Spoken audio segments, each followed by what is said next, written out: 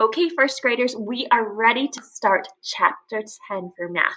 And this is a really fun chapter because we get to collect data and sort it and graph it and read it. It's going to be awesome. And I think you'll really like some of the things that we'll do. So just to get our minds going so that we're ready to graph and collect data, we are going to do the little intro to the chapter. Okay, so we are looking for the pages that look like this. So page 572 and 573 from your book. And this is where we're starting. Okay, so if you will get those ready if you need to, and make sure you have a pencil and a crayon so we can check our work together as well. Okay, and you know what? You can even have a a couple different colors. You'll see in this first one, we are going to graph some little squares here, okay? And so you might not have some squares with you. So if you don't have some little blocks at home that are red and yellow, that's fine. We're going to do it a little bit different, okay? Because what it says to do is to sort a handful of these counting squares and make a graph out of them. Well, if you don't have those, it's hard to do that. So instead, we are going to get a random number. So I'm going to come right here. So we're first going to get a random number for red. This is going to be the number that represents how many red squares we have. I'm going to come here and I'm going to spin this wheel. Remember, this is for red. This is landing on, looks like 5. Okay, so we are going to say that we have 5 red squares. Okay, so let's come back over here. And since this is our red squares, we're going to switch. I'm going to use red.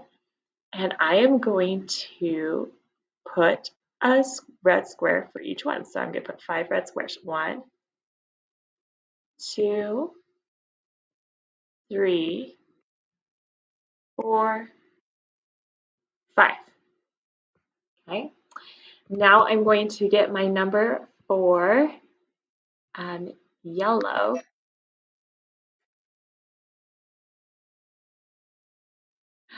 How many yellow squares are we going to have? Oh, we're just going to have 1. Okay, so I'm going to switch to yellow. And I'm going to show that I got 1 yellow. Okay, so we just made a concrete graph by having a representation for each of the red squares and each of our yellow squares. Okay, how many red squares did we end up having? We had 5. Okay, and we can see that easily on the chart. 1, 2, 3, 4, 5. Okay, and so that's one of the nice things about graphs is they quickly allow us to see different numbers of things.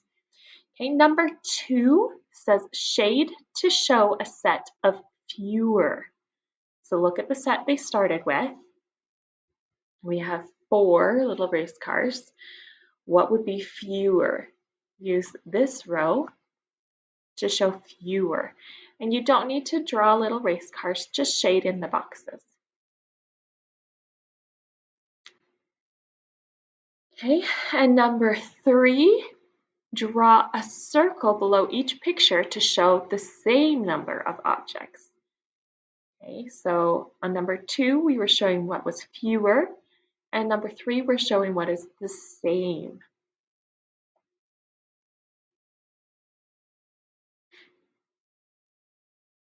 Okay, let's switch to our crayon and see if you got these correct. So on number 2, if I have just 1 box, is that fewer than 4? Yes, that would be fewer. What if I had 2 boxes? That's still fewer. What if I had 3 boxes? Okay, still fewer. What if I have 4 boxes? That's not fewer anymore, is it? Okay, so you could have 1, 2, or 3 of the boxes filled in to show a set of fewer. You can't have 0 because while 0 is a smaller number than 4, it wouldn't be showing a set, right? It does want to show a group of some sort, even if that group is just 1. Okay, number 3, if we're going to show the same number, then I see here I have 3 daisies. So that means I need to have 3 circles as well. That is the only answer that would be correct on number 3. So if you need to make any changes to number 2 or number 3, please do that. When you're ready, continue watching the video and come over to our vocabulary page. Okay, so we're looking at the vocabulary builder page now, 573, and we are looking at this with our pencil. And you know what, this first section is not something that has right or wrong answers. This first section just wants you to do some thinking about yourself, okay? So I'm going to say a word, and if this is a word you know, so if you hear this word and you're like, yeah, I know that one, okay, then you're going to put a check mark just here in the first section under the smiley face. If it's a word that's familiar but you couldn't really explain it, okay, then we're a little unsure, so we're going to have the straight face here. Sounds familiar, okay, so we're not 100% sure how we feel about it, okay, and if you hear a word and you don't know what it is, we're going to put that with a little frowny face, okay. If you don't know what it is, don't worry, you'll learn it later, but you can put a check mark in that last box, okay? So the first word is graph. Put a check in one spot. I know, it sounds familiar, I do not know. And if it's something you know, we're asking, like, can you explain it to someone else, okay? So if you've heard it, but you couldn't really explain it, then go with the sounds familiar, okay? Next is more. Again, mark your spot. I know, it sounds familiar, or I do not know. Next is fewer. I know, sounds familiar, or I do not know. Most. I know, sounds familiar, or I do not know. And fewest. I know, sounds familiar, or I do not know.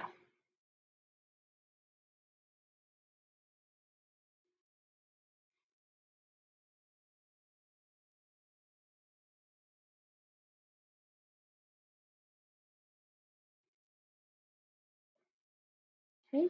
Number 1, well, it's down here in the bottom section. It says, understand vocabulary, use the review words, label the groups. So these words that we have, graph, more, fewer, most, fewest. Now this is kind of interesting. You'll see this week when we are working on our grammar that we will talk about words that end with ER and EST, okay? So that's something we're looking at with our grammar. And those are endings to words that show we are comparing, okay?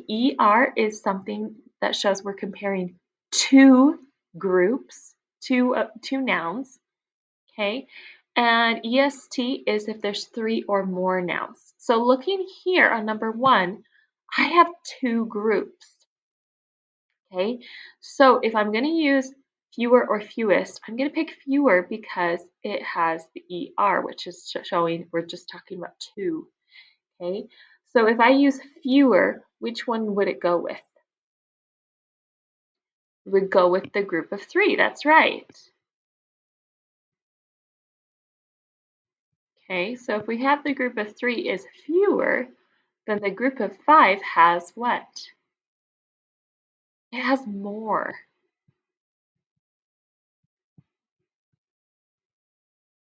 Okay, but down on section 2, oops, sorry about that, we have 3 different groups. So instead of fewer, I'm going to look at fewest. Which picture has fewest? The group of 2, that's right.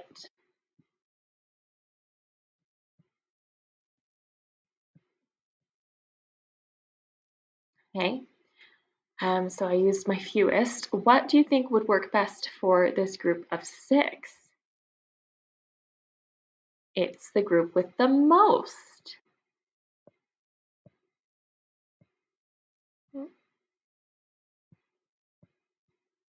Okay, so we have the fewest and the most.